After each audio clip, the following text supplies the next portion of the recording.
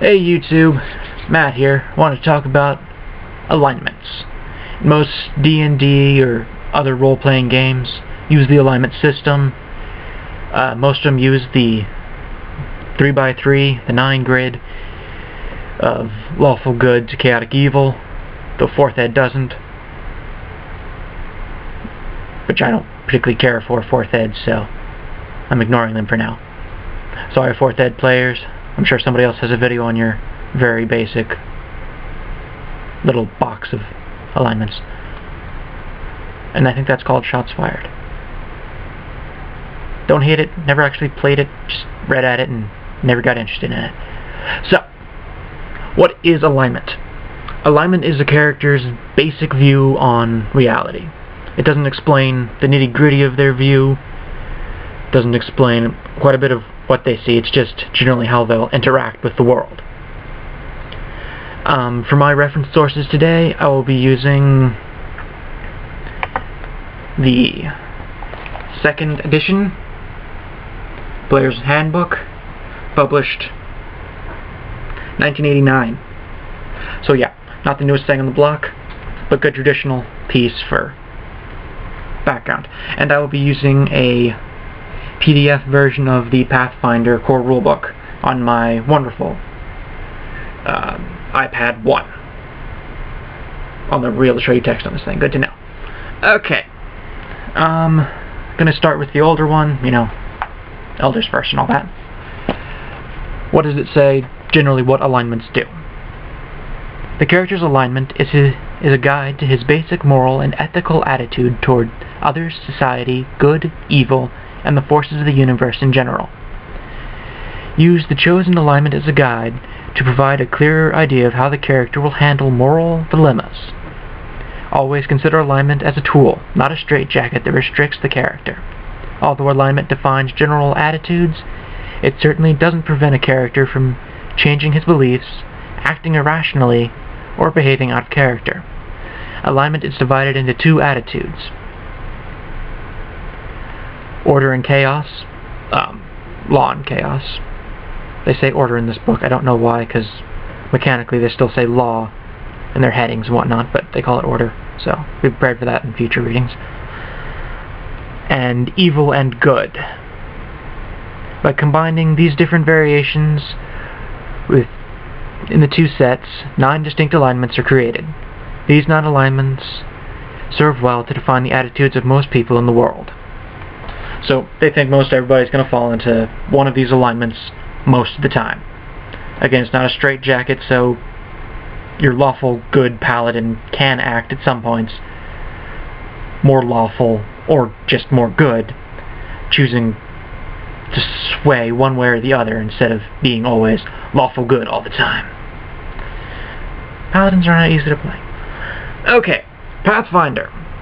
A creature's general moral and personal attitude are represented by its alignment. Lawful good, it lists the alignments there. Alignment is a tool for developing your character's identity. It isn't a straitjacket for restricting your character. Where have I heard that before? Each alignment represents a broad range of personality types and personal philosophies, so 2 characters of the same alignment can be quite different from each other. In addition, few people are completely consistent. All creatures have an alignment. Alignments determine the effectiveness of some spells and magic items. Like I said earlier, mechanically, alignments have useful in systems. Animals and other creatures incapable of moral action are neutral. That's the center one of the alignment, true neutral in 2nd edition, because I liked adding words. I like to call it neutral, but I guess I just like redundancy. Moving on. Even deadly vipers and tigers that eat people, I don't think vipers actually eat people, but I guess that's just for the tigers, are neutral because they lack the capacity for moral right and wrong. Dogs may be obedient and cats may be free-spirited, but they have no moral capacity to be lawful or chaotic. You haven't met my cat. She's sleeping right there, so I'm not speaking behind her back or anything. Well, I technically am because she's facing away from me, but she hears me, I'm sure. Even though she does ignore me all the time. Okay. That's our overview from 2nd and Pathfinder on alignments. it's a vague idea. That's all they're looking for. What do they say more specifically? It's looking at law, neutrality, and chaos in our 2nd edition book. Attitudes towards order and chaos are divided into 3 beliefs: neutrality, law, and chaos. As if we didn't know that from the heading. Characters who believe in law maintain that order, organization, and society are important, indeed vital forces for the universe. A relationship between people and government exists naturally. Law philosophers maintain that this order is not created by man, but a natural law of the universe. Although man does not create orderly structures, it is his obligation to function within them, lest the fabric of everything crumble. Philosophers, man. Lawful manifests itself in the belief that laws should be made and followed, if only to have an understandable rules for society. People should not pursue personal vendettas, for example, but should present their claims in proper authorities, to the proper authorities. Strength comes from unity of action. It can be seen in guilds, empires, and powerful churches. Those espousing neutrality tend to take a more balanced view of things. They hold that every force in the universe, there is an opposite force somewhere. Where there is lawfulness, there is also chaos. Where there is neutrality, there is partisanship. The same is true for good and evil, life and death. What is important is that all things remain in balance with each other. If one factor becomes ascendant over its opposition, the universe becomes unbalanced. If enough of these parallelities go out of balance, the fabric of reality itself could fall apart. For example, if death becomes absent over life, the universe becomes a barren wasteland. Philosophers of neutrality not only presuppose the existence of opposites, but they also theorize that the universe would vanish should one opposite completely destroy the other, since nothing exists without its opposite. Fortunately for these philosophers, and all sentient life, the universe seems to be effective at regulating itself. Only when a powerful, unbalancing force appears, which almost never happens, unless you want to have a campaign, you know, it's like, fight here, fight here, fight here, fight here, fighting against the big, powerful evil or whatever. Because it happens, because you need it to happen for the sake of the campaign. But I guess however many campaigns you play, the universe exists massively outside of that, so technically speaking, I guess they're right. Anyways, unbalancing force appears, needs the defenders of neutrality become seriously concerned. Believers in chaos hold that there is no preordained order or careful balance of forces of the universe. Instead, they see the universe as a collection of things and events, some related to each other and others completely independent. They tend to hold that the individual actions account for differences in things, and that events in one area do not alter the fabric of the universe halfway across the galaxy. Chaotic philosophers believe in the power of individual over his own destiny and fond of anarchist nations. Being more pragmatic, non-philosophers recognize the function of society in protecting their individual rights. Chaotic can be hard to govern as a people, since they place their own needs and desires above those of society. Let's see. What do I want to say about this? Yeah. Like I said earlier, in the system, it's the rules, so if you're playing 2nd Ed, you gotta adhere to this. Or homebrew it. Mostly just homebrew it, I guess. Because, well, this only talks about society and people's reaction to it and the universe observation. Doesn't really govern someone's in themselves or someone to someone else. Just governs someone in society. So you do have to make up for that elsewhere. Pathfinder does a lot more with the interpersonal and interpersonal constructs. So I'm going to head straight to there and see what they say. And Law versus chaos. Lawful characters tell the truth, keep their word, respect authority, honor tradition, judge those who fall short of their duty. Chaotic characters follow their consequences, repent. Oh my gosh. Try again. Chaotic characters follow their conscience, represent being told what to do. Resent? No, that's chaotic characters. Okay. My gosh. I'm gonna wipe my brain for that one. Chaotic characters follow their conscience, resent being told what to do, favor new ideas over tradition, and do what they promise if they feel like it. Law implies honor, trustworthiness, obedience to authority, and reliability. On the downside, lawfulness can include closed-minded, reactionary adherence to tradition, self-righteousness, and lack of adaptability. Those who consciously promote lawfulness say that the only lawful behavior creates a society in which people can depend on each other and make the right decision in full confidence that others will act as they should. Chaotic implies freedom, adaptability, and flexibility. On the downside, chaos can include recklessness, resentment towards legitimate authority, arbitrary actions, and irresponsibility. Those who promote chaotic behavior say that only unfettered personal freedoms allow people to express themselves fully, and let society benefit from the potential that is the individual have within them. I read that wrong, I'm sure. Someone who is neutral with respect to law and chaos has some respect for authority and feels neither a compulsion to obey nor a compulsion to repel. She is generally honest, but can be tempted into lying or deceiving others. That's definitely a more personal look at it. I find law in oneself is a set code. Whether it's, I will obey the laws of this land because I believe the laws of this land best serve everyone. Or it's like a monk's code, which is, I do 60 push-ups in the morning. I do pull-ups. I do leg lifts. Do monks do leg lifts? Probably do something more like a pull-up with their legs. That's more abdomen workout. I guess they could do leg lifts. I will train 20 hours a day. It's just your code. You have something you will do every time.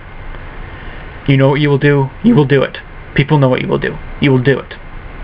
Doesn't mean you're predictable per se, but you are set. Chaos, on the other hand, is, I'll do whatever. Do I care what this guy does? Not really. I'm going to do what I want to do. Are they particularly selfish? Sometimes. Are they not selfish? Sometimes. You can't pigeonhole a chaotic character. And you can't figure out what they're going to do in a campaign if you're trying to DM it. Good luck with that. I don't like DMing chaotics. They're not workable sometimes. Some people understand that chaotic character doesn't have to do whatever off the wall what the DM isn't expecting. I haven't had good experience with it, so I typically bar it all the time.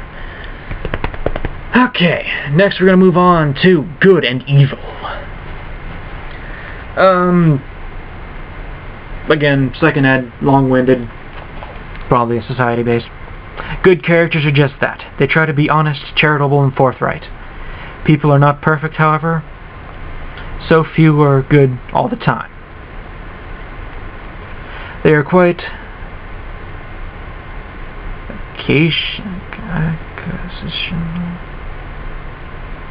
a good person, however, worries about his errors and normally tries to correct any damages done. Remember, however, that goodness has no absolute value.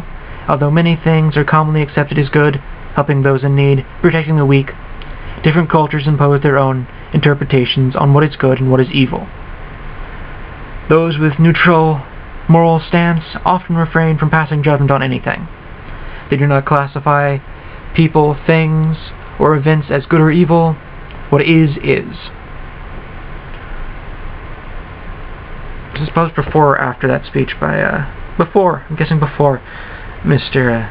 President Clinton's what is speech.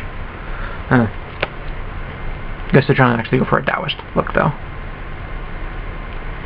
In some cases, This is because creatures lack the capacity to make moral judgments. Animals fall into this category. Pathfinder already said that for us.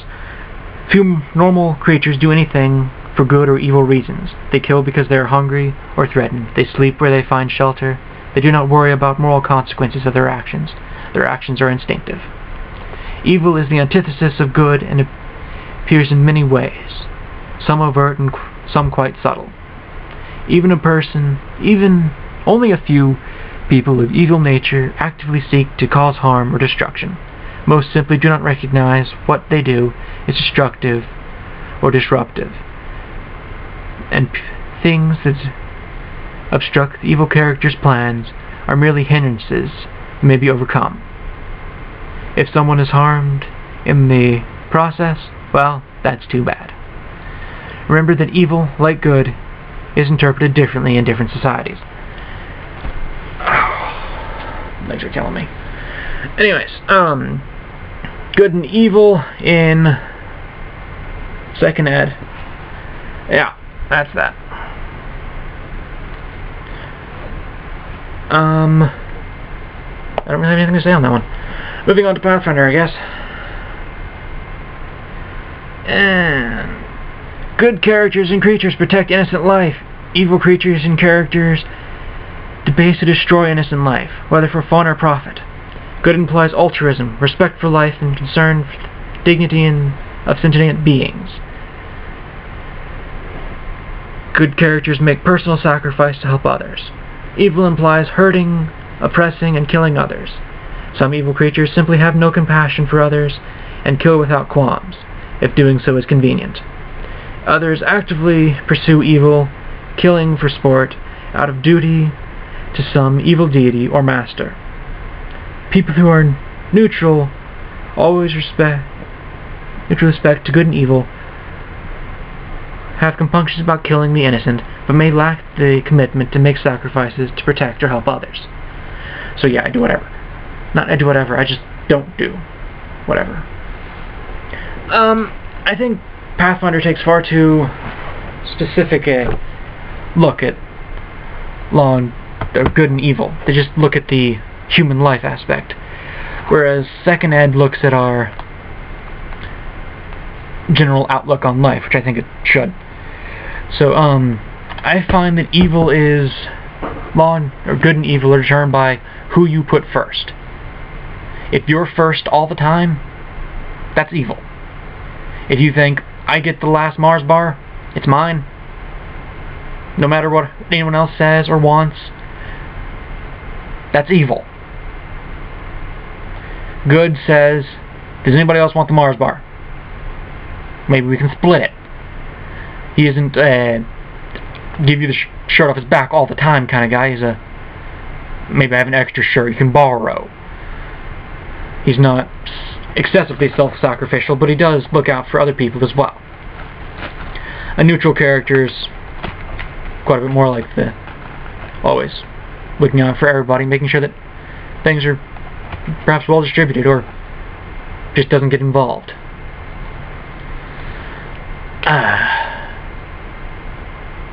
Yeah. How do I generally overview alignments? Law, you have a code.